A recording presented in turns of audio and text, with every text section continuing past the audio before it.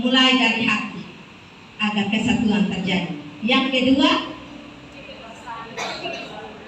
harus memiliki kedewasaan dan hati yang rela berkorban. Berkorban itu pasti kita sudah mengerti, iya toh? Berkorban itu bukan menerima, iya toh? Tapi berkorban ini memberi. Dan yang lebih tepatnya lagi, kita memberi dari kekurangan kita. Kalau sudah berlimpah-limpah, misalnya kita punya 5 juta, orang minta 5.000 rupiah, itu tidak jadi masalah untuk kita, iya toh? Tapi sering kali yang menjadi persoalan bagi kita, kita pundoi hanya 100.000 saja, lalu kita harus kasih makan orang gila, lalu kita harus kasih makan orang-orang yang terlantar yang ada di jalanan. Harganya kalau nasi ayam kami itu ngepres standar kami 15 sampai 20, ya kami ngepres. Jadi kalau pesan nasi kotak pun negosiasi dulu, tidak boleh melebihi. Jadi kalau dengan begitu, oh biar sudah kami juga ikut beramal. Kami tidak turun ke jalan, tapi kami ikut beramal. Jadi negosiasi dulu. Seringkali saudara, kalau kita berkorban dari yang pas-pas, ini yang sulit. Ini yang sulit. Begitu mama susun menu untuk komsel gabungan, saya lihat, oh ini kayaknya berat nih mama. Ini kayaknya berat ini. Oh ya, ini kayaknya berat. Dia sudah gabung, kita masak di WOT saja. Mereka belum bilang malam itu mama malam begitu kami rapat, saya bilang ini kayaknya berat ya, kita masak gabung di WOT saja. Kenapa?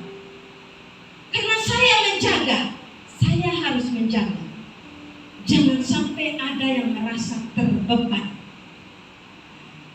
Sehingga saya bilang, oh ini kayaknya berat deh, kita gabung saja. Bukan berarti bahwa kita tidak mau saudara-saudara kita berkorban, ya. Tetapi dengan demikian, ketika mereka merasa bahwa oh ini harus, jangan sampai kita memaksakan yang tidak bisa mereka lakukan. Nanti jadinya bukan berkorban, tetapi jadinya sebuah pergumulan yang berat bagi mereka.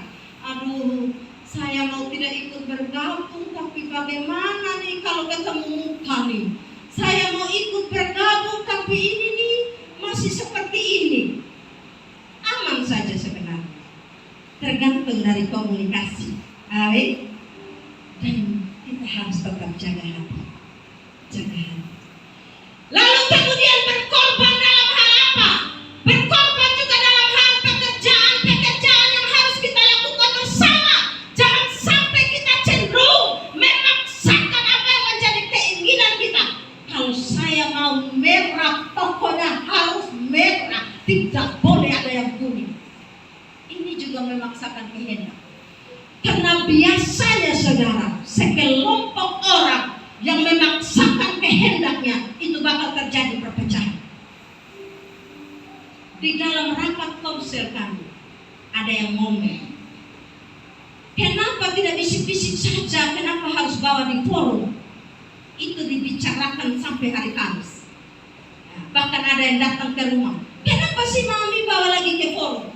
Saya bilang, kita kalau mau bersatu dengan orang lain, kita harus belajar berbicara dan memutuskan bersama-sama. Sekalipun di ujung-ujungnya nanti ada seorang yang mengambil keputusan.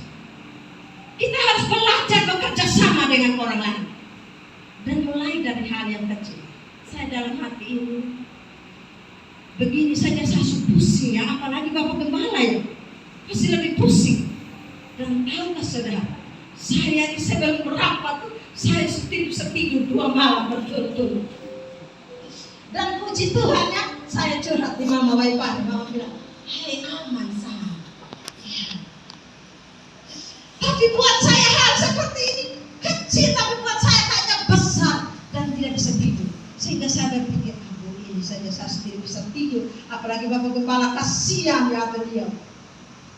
Makanya sangat penting kita perhatikan beliau, bukan beliau yang cari perhatian. Sangat penting kita perhatikan beliau. Tapi jangan lebay juga. Jangan lebay juga, nanti Bapak Kepala bilang, latihan. Mulai dari hal-hal yang kecil. Kita kalau mau bersatu dengan orang lain mulai dari hal-hal yang kecil. Ketika kita tidak lihat dia di gereja, ya minimal kita SMS kan. Kalau kita telepon lebih lagi. Kalau dengar mama Daud suara saya rasanya mau melompat deh. Mungkin ada yang begitu, toh? Kenapa? Kalau ibu Homnya, kenapa ngana? Tidak datang gereja. Ibu Homnya, sudah dapat telepon jadi sudah semangat datang gereja minggu depan. Hal-hal kecil saja. Jangan kita bilang, dia sudah gimana ya, dia sudah tidak pergi gereja, biar sudah dia terus jadi muridnya, yang lain-lain itu. Jangan. Kita kalau mau menjalin kesatuan mulai dari yang kecil-kecil. Lihat di kiri kanan kita tidak ada. Saya punya teman ini tidak ada nih. Saya WA dulu. Ada apa? Ya. Kadang-kadang ibu-ibu nih Bapak Gembala yang lihat tidak ada. Bapak Gembala WA. Ini Mami Grace, kan tidak enak kalau saya yang WA. Mami Grace tolong tanya dulu kenapa mereka ini. Seperti itu. Ya. Kita mulai dari yang kecil-kecil. Ini juga berkorban. Ya. Dan sampai kita Bapak Gembala tidak ada pulsa. Saya mau untuk telepon dia tapi pulsa tidak ada. Masa pulsanya ini kalau pulsanya minta Bapak Gembala kan malu-maluin saudara. Anak raja kok. Ya anak raja. Ya kalau memang belum isi nanti isi baru telepon. Tapi jangan tunggu minggu lewat lagi kesian nanti 2-3 minggu tidak datang gereja. Amin. Amin. Sudah ngantuk kok? Sudah kok. Ya. Haleluya. Jadi kita mulai belajar dari yang kecil. Kesatuan tidak memaksakan kehendak. Dan di dalam kesatuan ada hal-hal positif. Kesatuan yang lahir dari hati.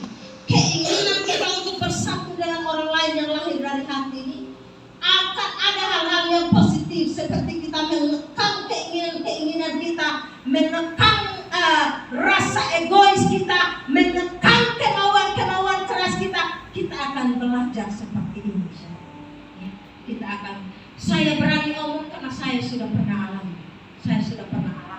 Yang tahu tentang masa lalu saya sebelum saya bertobat pasti tahu. Ya, orang angkat suara, lu jangan sampai di jalan lu kena hajar. Ya. Saya sifat paling jelek, saudara. Konjak otot pernah saya rufuk di Wayoto. Ya, sampai baju tarobek sebelum bertobat. Kenapa? Orang hanya tegur saja. Ina mau kemana? Saya darah tinggi dan rufuk orang, saudara. Tapi setelah saya di Hong Kong, di Singapura masih sempat rufuk orang di sana. Kenapa? Karena tidak punya hati yang mengasihi orang lain. Egois, sombong, batingkah, sabatingkah. Begitu di Hong Kong belajar dan belajar. Tapi masih juga, belum juga. Saudara, ini ada keponakan saya di sini. Adik-adik saya yang satu, kadang mereka panggil saya, kamu awas kalau singa dari roti dapat. Masih ada yang punya istilah seperti itu, saudara. Ya.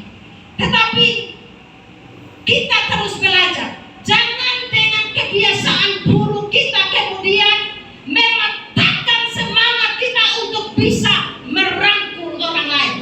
Karena kadang-kadang di dalam kehidupan ini, saya nanti kalau merangkul dia, nanti dia bilang bagaimana, nanti kalau dia ungkit-ungkit yang lama bagaimana. Itu sebabnya tadi saya katakan mulai dari hati. Kalau hati kita beres, kita akan bisa melakukan yang lebih. Puji nama Tuhan, saudara. Dengan firman Tuhan pada sore hari ini, mungkin singkat dan sangat sedikit yang dapat kita petik, kita pelajari, kita simpan di dalam hati kita. Tetapi saya percaya kalau kita mempraktekkannya di dalam kehidupan kita dengan sungguh-sungguh, kita minta kemampuan daripada Tuhan bahwa kita mau hidup di dalam kesatuan agar kita mendapatkan kenyamanan di dalam hati kita, agar kita mendapatkan berkat-berkat yang daripada Tuhan, agar kita bisa hidup di dalam kesatuan. Kita harus mulai belajar, mulai dari sore hari ini. Amin buat firman Tuhan.